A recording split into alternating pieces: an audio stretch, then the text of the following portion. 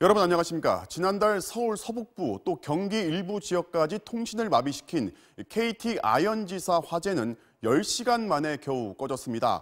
화재 규모에 비해서 진압이 오래 걸린 건 통신구가 지하이고 비좁아서 그랬다고 생각해 왔는데 황당한 이유가 따로 있었습니다.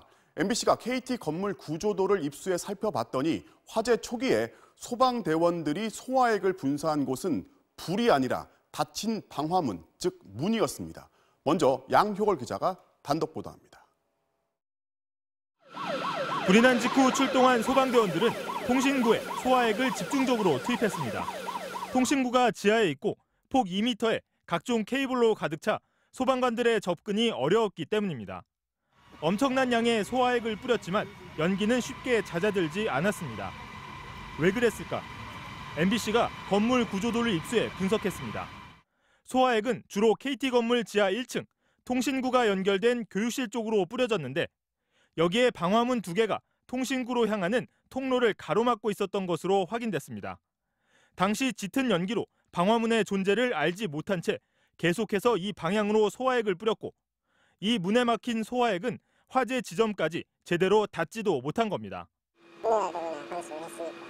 정보가 없는 상태에서 그 많은 시간과 소방 공무원들의 소방력이 그냥 방화문에다 대고 그냥 물을 방사한 거지. 문제는 또 있습니다. 국가수 보고서에 따르면 KT 건물에서 연결된 통신구는 밖으로 갈수록 완만한 내리막 구조를 하고 있었습니다. 통신구 중간 부분 맨홀에서 뿌린 소화액도 있었지만 경사를 따라 아래로 흘러내려갔을 가능성이 큽니다. 따라서 화재 진압 초기 건물과 연결된 44m의 통신구 부분은 아무런 조치 없이 무방비로 계속 타들어간 겁니다. 하지만 KT 측은 이 방화문을 포함해 건물 구조에 대해 소방에 제대로 알리지 않았습니다. 일반적으로 확인할 수 없었고 관계자 정부에 의해서만 확인할 수 있는 상황이었었는데 그 정보가 제공이 안 돼서 계속 우리는 거기에 방화문이 있는지도 모르고 그 방화문에다 대고. 전문가들은 초기 화재 진압에 있어 불이 난 건물의 구조를 빠르고 정확하게 파악하는 게 제일 중요한 과정이라고 강조합니다.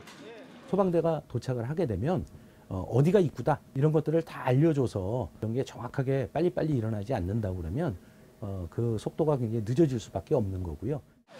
소방관 350명, 100여 대가 넘는 장비가 투입된 KT 화재. 화재 초기 어이없는 정보 부족으로 재산 피해 80억 원, 사상 초유의 통신 대란이란 상처를 남기게 됐습니다. MBC 뉴스 양효걸입니다.